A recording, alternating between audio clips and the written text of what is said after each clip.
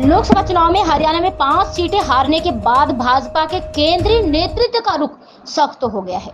विधानसभा चुनाव के लिए बनाए गए प्रभारी एवं केंद्रीय मंत्री धर्मेंद्र प्रधान ने पहली बैठक में ही मुख्यमंत्री सहित मंत्री विधायकों को पार्टी नेतृत्व के मंसूबों को साफ कर दिया।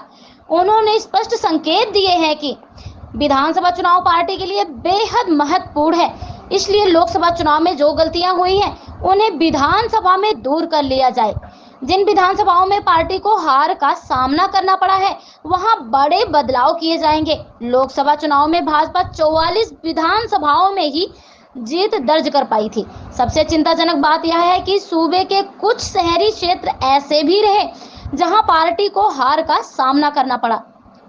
इनमें अंबाला सिटी, जगाधरी, रोहतक, आदमपुर, सिरसा शहर जैसी सीटें शामिल हैं। विधानसभा चुनाव में पुराने फॉर्मूले पर लौटेगी बीजेपी, माइक्रो मैनेजमेंट पर करेगी फोकस। विधानसभा चुनाव में हरियाणा भाजपा माइक्रो मैनेजमेंट के फॉर्मूले पर चलेगी और बूथ स्तर तक के कार्यकर्ताओं के घर तक पहुंचेगी। यानी इस बार भाजपा हरियाणा जीतने के लिए कोई भी कसर नहीं छोड़ना चाहती। विपक्ष के लिए ऐसा चक्रव्यूह तैयार किया जाएगा जिसे भेदना आसान नहीं होगा। भाजपा ने अपने पहले कार्यक्रम में ही संकेत दिए हैं कि इस बार किसी भी दूसरे दल के लिए भाजपा को टक्कर देना इतना आसान नहीं होगा। जिस तरह केंद्रीय नेताओं ने हर कार्यकर्ता को मुख्यमंत्री कहा है, उससे साफ होता है कि इस बार विधानसभा चुनाव में हर कार्यकर्ताओं को महत्वपूर्ण जिम्मेदारी दी जाएगी। रविवार को हरियाणा दौरे के दौरान केंद्रीय मंत्री धर्मेंद्र प्रधान ने इस पर संकेत दिए हैं कि नेता में जो भी कमी है वह कमी कार्यकर्ता बताएंगे। कार्यकर्ता के कहने पर फीडबैक लेने के बाद उस कमी को ठीक किया जाएगा और जरूरत पड़ने पर बड़ा बदलाव करने से भी भाजपा पीछे नहीं हटेगी। इसका सीधा मतलब ये है कि इस बार विधानसभा चुनाव में भाजपा लंगर लगोट कसकर मैदान में उतर चुकी है। सियासी जानकारों का कहना है कि लोकसभा चुनाव में मिले फीडबैक के बाद हरियाणा भाजपा में बड़े बदलाव होने तय माने जा रहे हैं। रूठों को मनाएंगे धर्मेंद्र प्रधान।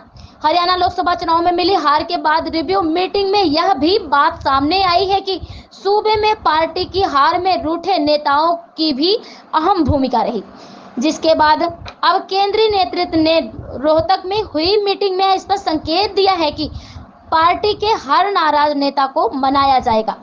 धर्मेंद्र प्रधान ने मंच से ही नाराज अनिल विज को आवाज लगा दी, जिसके बाद उन्होंने विज को मंच पर बुलाकर उन्हें अपने साथ बिठाया। हरियाणा में इस लोकसभा चुनाव में भाजपा को 46.6 वोट प्रतिशत मिले हैं, जबकि 2019 में लोकसभा चुनाव में भाजपा का 58% वोट शेयर था। 5 सालों में पार्टी का प्रदेश में 11.6 वोट प्रतिशत घटा है। वहीं कांग्रेस का वोट शेयर देखें तो इस चुनाव में 43.73% वोट शेयर लेकर भाजपा को कड़ी टक्कर दी है।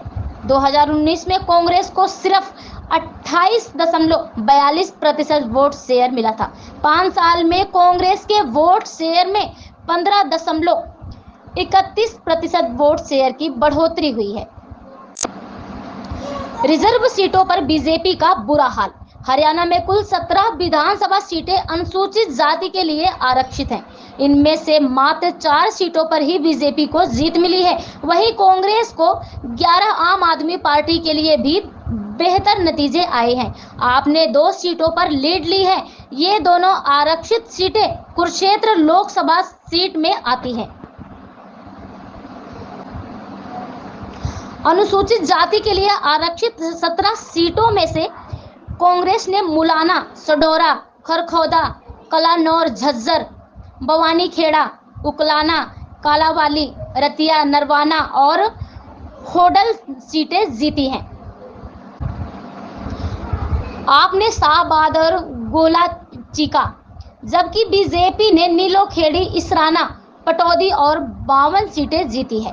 इस मंत्रियों के गढ़ में पिछड़ी पार्टी भाजपा विधायकों के अंबाला शहर में असीम गोयल, जगाधरी से कंवरपाल गुर्जर, पिहोवा से संदीप सिंह उर्फ खेल मंत्री, कलायत से कमलेश ढांडा, आदमपुर से भव्य बिश्नोई, नलवा से रणवीर सिंह, गंगवा से भवानी, खेड़ा से बिशंबर वाल्मीकि, फतेहाबाद से टूडूराम, रतिया से लक्ष्मण नापा, लोहार से जेपी दलाल, कोसली से लक्ष्मण यादव, हथीन से प्रवीण डागर, होडल से जगदीश नागर के विधानसभा क्षेत्रों में भाजपा उम्मीदवार की हार हुई है।